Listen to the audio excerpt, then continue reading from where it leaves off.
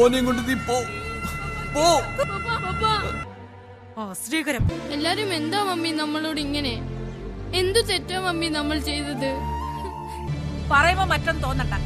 രാജലക്ഷ്മി ഇനി ഇവിടെ നിൽക്കുന്നത് ശരിയല്ല.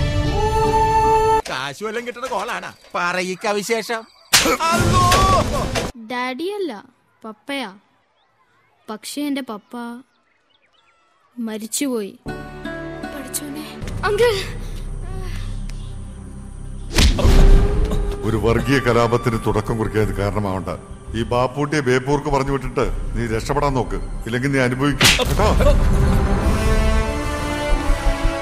കരഞ്ഞ് കരഞ്ഞ് ഇപ്പൊ ഒന്ന് മയങ്ങിയതേ ഉള്ളൂ. മാച്ചെന്നൊന്ന് കാണാൻ. ഫിറോസെ, വെറുതെ പ്രശ്നത്തിന് വരണ്ട. ഞങ്ങൾ ടീം ഉണ്ടാക്കിയാലും കളിച്ചാലും നിനക്കെന്താ?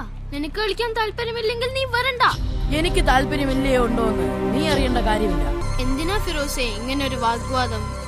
ജാതിയും മതവും നോക്കിയിട്ടാണോ നമ്മൾ പരസ്പരം സ്നേഹിക്കേണ്ടതും കൂട്ടുകാരാകേണ്ടതും?